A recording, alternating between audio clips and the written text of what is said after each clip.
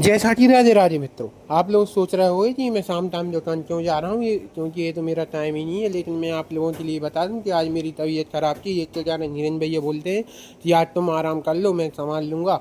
इसी के साथ हम आराम तो कर लेते हैं, लेकिन हमें घर पर डले डले डले रहते हैं तो हमें काफ़ी बोरियत होती है। और हमारी हैबिट में नहीं है कि हम घर पर सोएं। हमें आदत है कि हम 12 से 13 घंटे काम करें। तो हम सोचते हैं कि हमारा मन बहुत ख़राब हो रहा था और दिमाग भी ख़राब हो रहा था। तो हम भैया को फ़ोन लगाते हैं और पूछते हैं कि हम दुकान आ जाएँ क्या। तो भैया बोलते हैं आ जाओ, हम किसी को लेने भेज दें। तो हम बोलते हैं नहीं नहीं, हम पैदल आ जाएंगे। तो इसी साथ हम पैदल दुकान के लिए निकल जाते हैं और देखते हैं कि आज दिन भर के भोपाल में पानी गिर रहा है, ऐसा पहली बार हुआ है। और इसी के साथ हम बैठ जाते हैं दुकान पर जाकर और भैया से बोल देते हैं अगर आपको चाय वगैरह पीना है तो आप चले जाओ, चाय वगैरह पी कर आ जाना।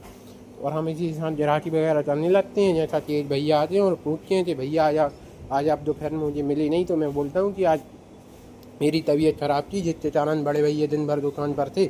और इसी के साथ हम अपनी ग्राहकी करने लगते हैं और इसी के साथ हम अपने ऑर्डर लिखने की तैयारी करने लगते हैं। क्योंकि हमने भैया से बोला था कि तुम 1 आध घंटे का आराम ले लेना, हम दुकान से सारे काम करते हैं जो शाम के समय रहते हैं। और जैसा कि शाम का हमारा मेन काम रहता है ऑर्डर लिखना।